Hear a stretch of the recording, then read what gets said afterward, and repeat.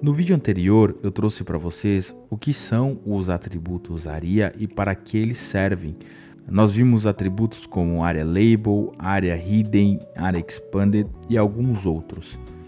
E hoje vamos conhecer mais alguns atributos extremamente importantes e entender não apenas o que eles fazem, mas principalmente qual problema eles resolvem. E se você ainda não assistiu a parte 1, eu vou deixar o link aqui nos cards e também no comentário fixado.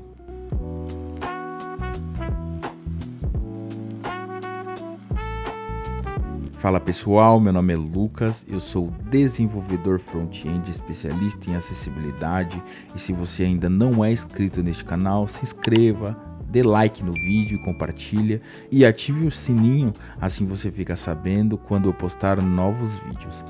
Antes da gente continuar, eu quero reforçar uma coisa muito importante com vocês. Muitas das situações que veremos neste vídeo, que vimos no vídeo anterior, podem ser resolvidas utilizando o HTML semântico. Eu sempre vou bater nesse martelo.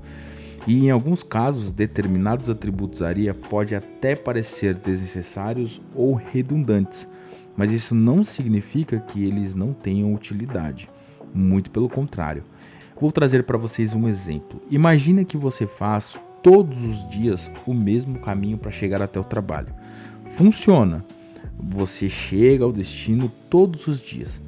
Mas um dia alguém te mostra um caminho diferente. Algumas podem ser mais rápidas, outras podem evitar trânsitos. É como se fosse o nosso Waze.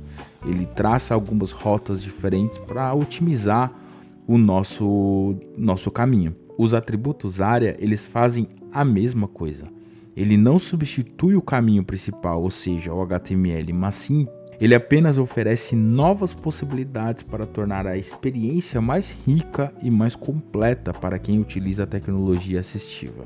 E eu vou começar falando sobre ele, o Area Control.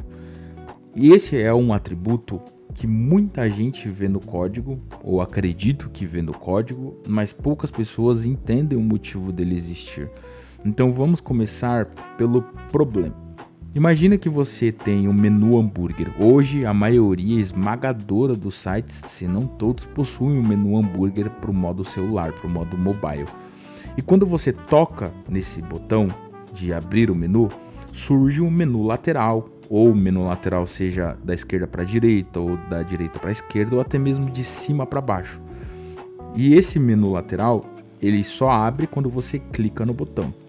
Nós que temos visão normal, nós vemos o botão, nós vemos o menu abrir e automaticamente fazemos a ligação entre os dois, ou seja, o botão ele reage com o menu. O leitor de tela ele também consegue navegar até o botão, ele sabe que aquilo é um botão, mas existe uma pergunta importante: o que exatamente esse botão controla? Será que ele abre um menu? Será que ele abre um modal? Será que ele abre uma aba? Sem uma relação explícita entre o botão e o conteúdo a ser exibido, essa conexão pode não ficar tão clara para tecnologias assistivas como leitores de tela. É exatamente para isso que existe o Area Control. Ele cria uma associação entre o elemento que dispara uma ação e o elemento que será afetado por essa ação. E isso ajuda tecnologias assistivas a entender melhor a estrutura e o comportamento da interface. Agora vamos falar sobre o Area Current. Esse atributo resolve um problema muito comum de navegação, principalmente por teclado. Imagina um menu simples, home, sobre e contato. Geralmente, esse problema acontece em landing pages, ou seja, um conteúdo de uma página só. Muitos desenvolvedores colocam uma forma de tornar aquela página mais bonita e mais acessível ao usuário, principalmente ao usuário que enxerga, colocando um underline, colocando um hover naquele menu.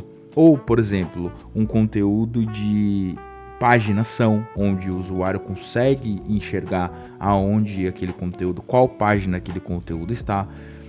Um bullet de um carrossel, então o usuário consegue saber quantos tem e aonde ele está. Mas o leitor de tela ele não interpreta estilos visuais, então surge a pergunta: como o usuário sabe qual página está aberta neste momento? Ele informa qual item representa a localização atual do usuário, se está na home, se está no sobre ou no contato. Sempre que existir um conjunto de opções e uma delas apresentar a localização atual do usuário, vale a pena considerar o uso de área current. Na minha opinião, esse é um dos atributos mais importantes do ARIA e também um dos mais ignorados. Imagine um formulário onde o usuário preenche todos os campos, principalmente os que são obrigatórios, e clica em enviar. E uma mensagem aparece: cadastro realizado com sucesso. Nós conseguimos enxergar essa mensagem. Mas e quem utiliza leitor de tela? Sem hora live, nada acontece. O usuário simplesmente fica no escuro. E muitas vezes essa mensagem é ignorada pelo leitor de tela. Assim que a mensagem aparece, nada acontece. Agora, com o ARIA Live, todas as mensagens dinamicamente que aparecem na tela, seja um alert ou seja uma mensagem de erro, com o atributo ARIA Live, o usuário que utiliza leitor de tela ele consegue identificar essa mensagem e entender cadastro realizado com sucesso. Percebe a diferença? Você vai encontrar o ARIA Live em situações como mensagem de erro, mensagens de sucesso, carrinho atualizado, resultado de busca carregado e entre outras situações que aparecem na tela de forma dinâmica. Sempre que o conteúdo surgir de forma dinâmica, nós precisamos incluir o ARIA Live. Agora vamos falar sobre formulários. Imagine um campo, nome, endereço, telefone, CPF, onde tenham o asterisco de campo obrigatório. Visualmente, nós conseguimos identificar que aquele campo é de preenchimento obrigatório, mas nem toda tecnologia assistiva interpreta esse símbolo da mesma forma. Então, como informar ao usuário que utiliza leitor de tela claramente que isso é um campo obrigatório? Com o ARIA Required. Ao utilizarmos o ARIA Required True, estamos dizendo explicitamente para o leitor de telas que esse campo se trata de um preenchimento obrigatório. Agora o usuário consegue entender essa exigência antes mesmo de tentar fazer a validação desse formulário. Isso evita erro e evita frustrações e melhora bastante a experiência de preenchimento para o usuário. Vamos para o nosso último tópico, que é o role. O atributo role, e esse talvez seja o atributo mais mal utilizado do ARIA, ele serve para informar qual é a função de um elemento. Por exemplo, role button, role dialog, role alert, role navigation. Mas aqui existe um problema muito comum. Muitas vezes eu vejo basicamente no React isso, os desenvolvedores utilizar role para corrigir algo que poderia ter sido resolvido com HTML semântico. Por exemplo, ao invés de usarmos uma div com role button, que eu vejo bastante, div com onClick, funciona, mas a pergunta correta é: por que não usar o button? O navegador já entende, o teclado já entende porque ele é focável por padrão e os leitores de tela já entendem também. Agora eu gostaria que você fixasse uma coisa: não decore atributos ARIA. Entenda o problema que eles resolvem. Quando você entende o problema, fica muito mais fácil saber qual atributo utilizar. E isso não serve só para atributo ARIA, não serve somente para acessibilidade, mas também no mundo da programação como um todo.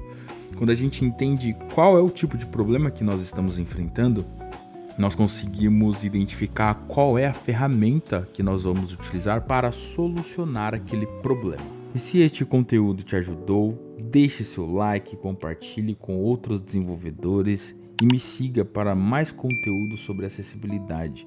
E eu quero saber de você, qual desses atributos você já utilizou em seus projetos e qual deles você ainda não conhecia. Até o próximo vídeo, tchau!